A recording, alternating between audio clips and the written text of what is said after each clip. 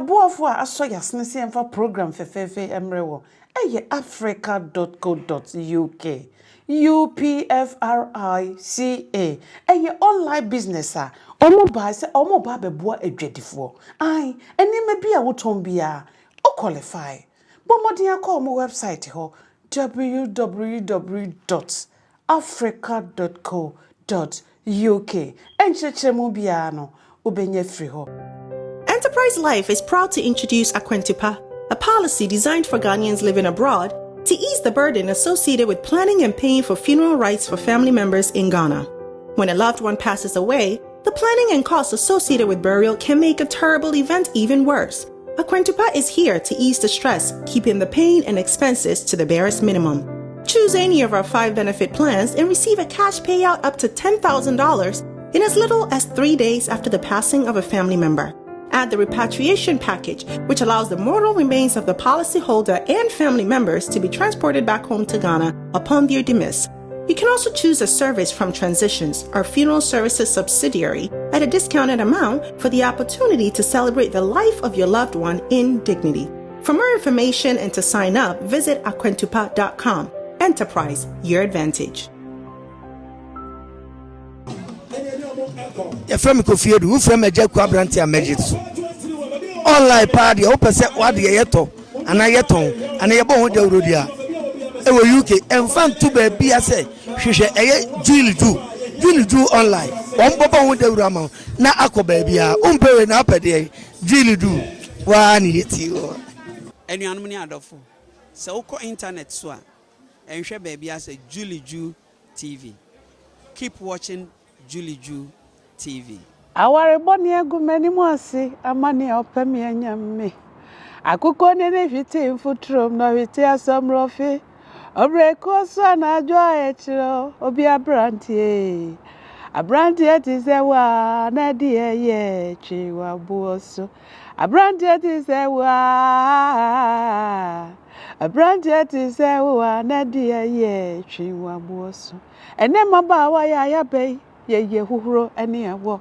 ye wo hu awode o ye firi hu so ewuro nkoa so jade ya mane aware boni bi so ye musio baba wati se wa na die ye twiwa buoso me nuanom ne adofo a mo hwe Juu TV yes se mo hwe TV na bo modern subscribe to your channel no share like now we are one comment yes so yes I day emma ye more vim emma ye mora na boost your immune system no ama abrani nyina ye nya hoden e dia ye program foforo abrel ama wanya bi ahwe ene day me wo foto kakra bi e na mpese me de ma ye nua manom ene mema no na monim ye nua ba bi hade bi a wa ye me ho adwire me papa na me ye nua ba no ohia foto efoto ni se mia me dofo papa bi me yonko brabuo obi a me do no antena me hwe ne program bi na me hu se ababa awa so no bi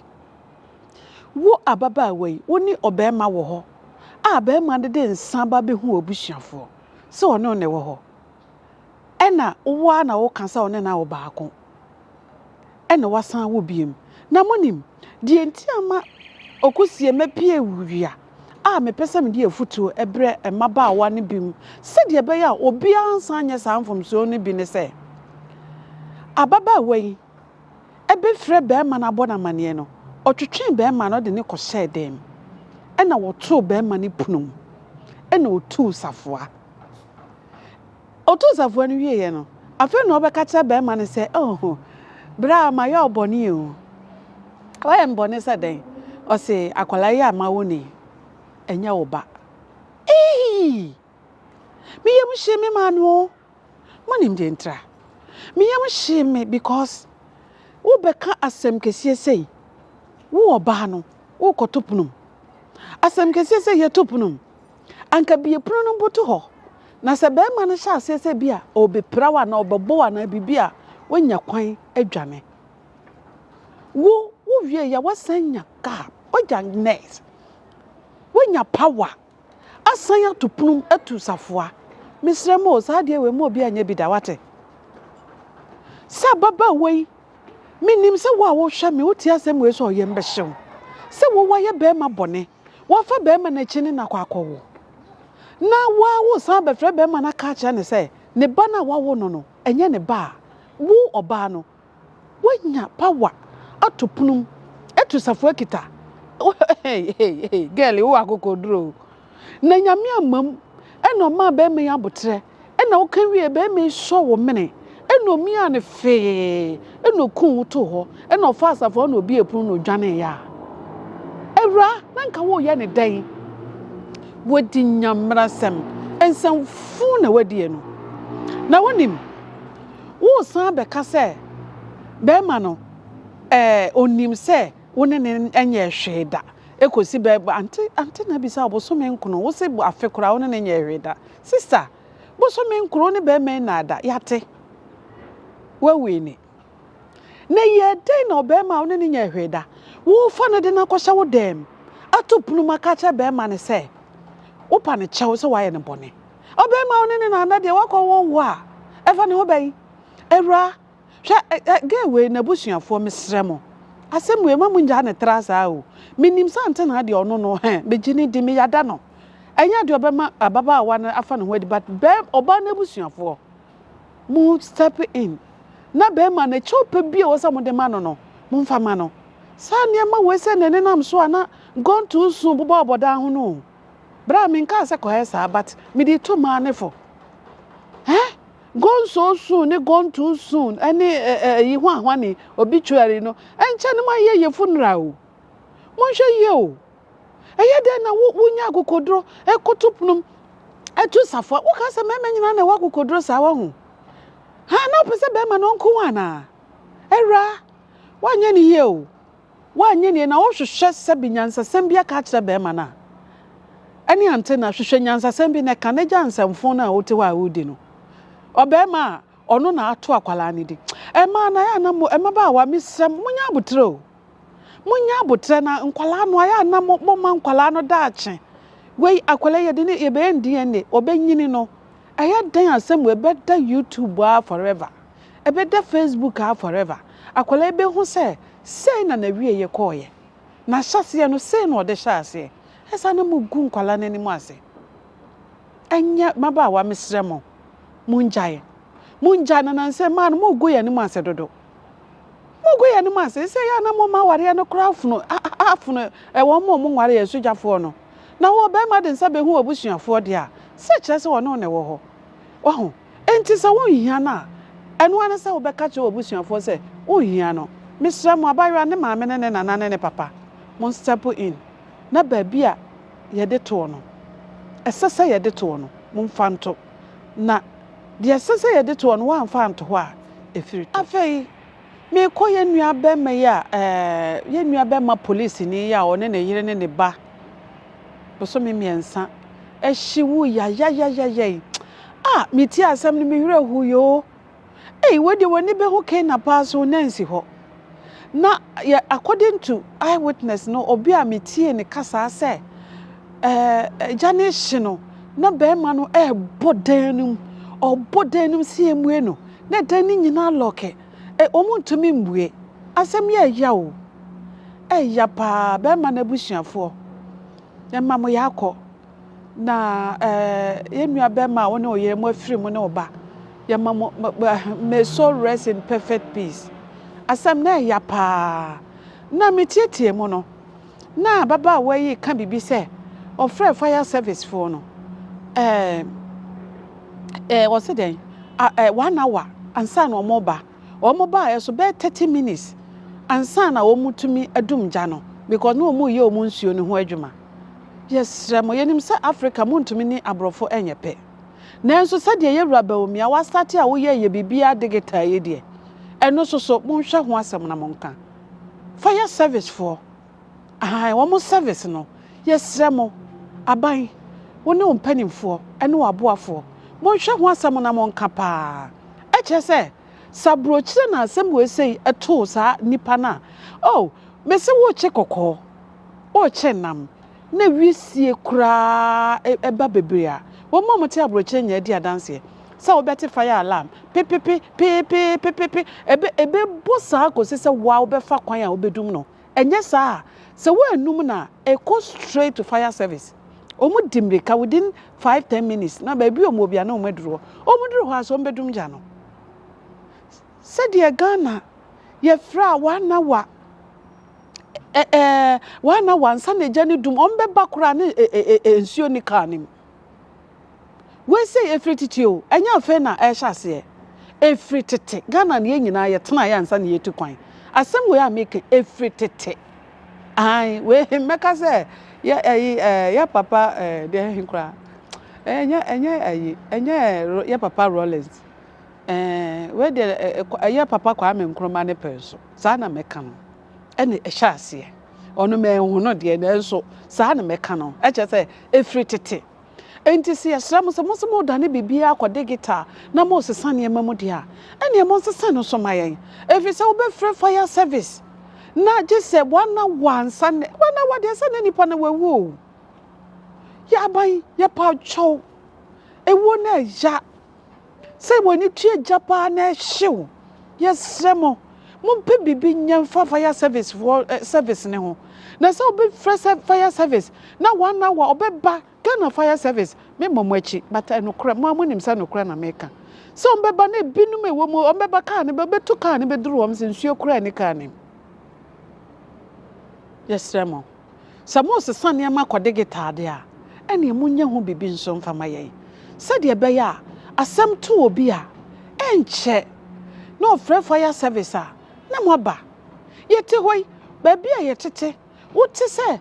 alarm ebo mo te abrosem otisa alarm oba fire alarm obi a wo so sifom sisi ana fire say wan from krom beba because e connected to omo office ho o from so a ombeba wan from krom beba e start say ebo ana duru ho enti yesrem aban ye sade ye nseyem say sade mo sesane emamu no aban bi obeba so bia no onto aso Nia Moses and Konia digital no. Yes, some fire service no. Mumma entombo fi say me sure brantie papa bi. Ah me nua ba ma no anka me pe. Ah na no yire papa bi. Ah me nua ba no anka me pe. Eni omo baketo a wo mo awu ahia nkwanhia wu se ya. Eya ya, eya reho. Ah sefem na ahomete. Enti aban we de yesrew. Muni hu dwuma mayen. Na bibia nso enkotote ye nuanom Ghana fo ene enua apolisifoɔ we de ye nyina ye tiri nkwa ye ma ye nyina ye ho yakɔ Juu TV ahaya ene edi mu besie yesi se mo hwɛ TV na monya dai mo modern subscribe to your channel no mo like mo share mo yesa ye dai e ma ye mo vim e ma ye mora na boost ye immune system no ama abre ne abre nyina ye nya hoden da edi aye program foforo edi abro me ma me akwa donko o se nya no ai mechia madofo nyina anointed lady mechia o Dr. Kwadwa yisi afia msa me ma wa fishapa me ma wa fishapa o mampani dada akofo me ma wa fishapa me papa Kwadwo pianim onna ho former chief of staff o se me ma wa fishapa abampanifo nyina ai me kwasi edu nkatia so ono kra matese so abalande ha so kode a na me hwi amakochema wontimi chema wontimi one ai me chiao me ma wa fishapa Juu TV ahaya enadofo yedi mu besi nemom me ma me remfi me nkrofo eso masene se yemfa program fefefe emre wo eye africa.co.uk Africa de ba adwuma na omoye Africa eye online business a omo ba so mba bebua adwadifo eniema bi a woton bodwa bi a woton bia o qualify okura register eye free yanye ohwe bomodi akọ online na ko search omo Africa no enye af eye u eye Africa upfrica.co.uk